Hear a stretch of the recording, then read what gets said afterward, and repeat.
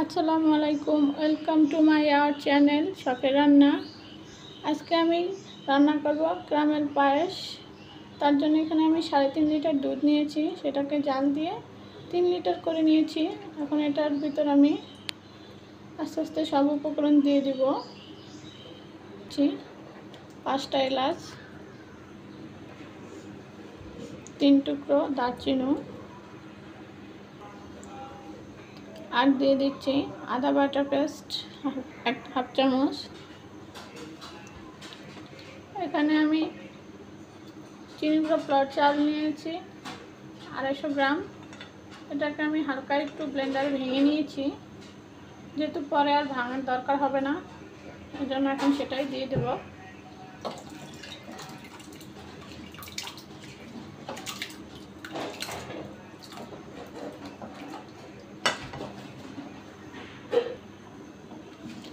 দুধটা ফুটতে শুরু করেছে।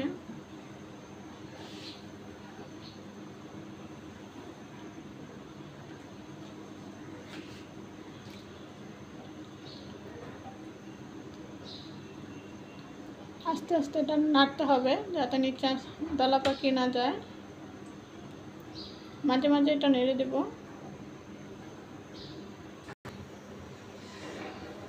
আমার চালটা ফুটতে শুরু করেছে, এখন আস্তে আস্তে নাড়তে হবে।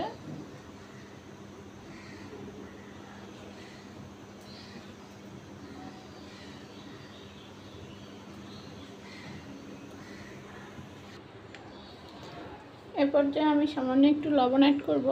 আপনারা চাইলে বাদও দিতে পারেন যারা মিষ্টি জিনিসের লবণটা পছন্দ করেন না, বাট আমার কাছে মনে হয় দিলে ভালো লাগে, তো আমি একটু অ্যাড করে দিয়েছি।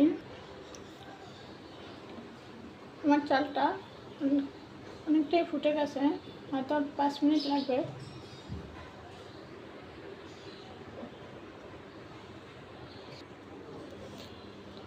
আমার পায়েসটা হয়ে গেছে, চালটা ফুটে গেছে। এখন আমি পায়েসের জন্য ক্যারামেলটা তৈরি করে নেব। তার জন্য হাফ কাপ চিনি দিয়ে দিচ্ছি।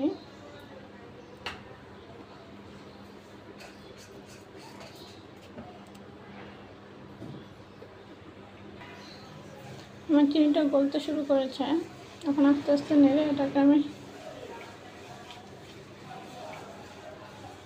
ক্যারামেলটা তৈরি করে নেব। আমার ক্যারামেলটা হয়ে গেছে। এখন এটার ভিতর আমি একটু লিকুইড দুধ অ্যাড করব।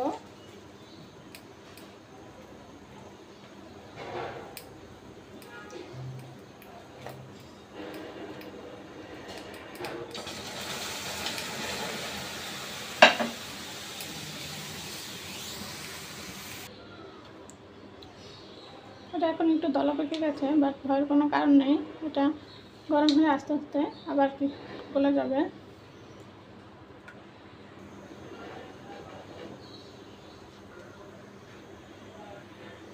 আমার ক্যারামেলটা একদম দুধের সাথে মিশে গেছে। এখন আমি এটা পায়েসের ভিতর দিয়ে দেব।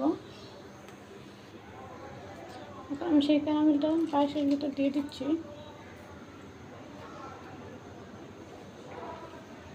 দিয়ে ভালো করে মিশিয়ে নিচ্ছি।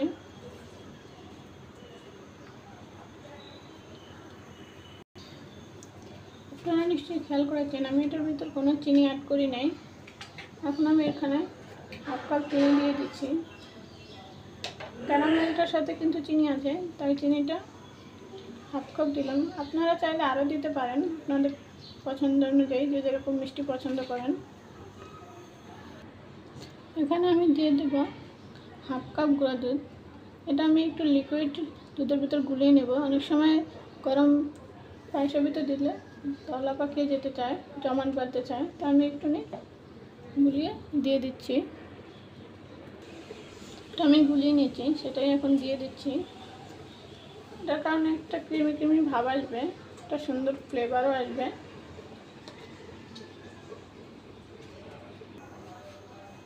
আমার পায়েসটা রান্না হয়ে গেছে। এর চেয়ে বেশি আর ঘন করব না। এখন আমি সার্ভিং ডিশে ঢেলে পরিবেশন করে দেখাচ্ছি, কারণ ঠান্ডা হলে আরেকটু ঘন হবে।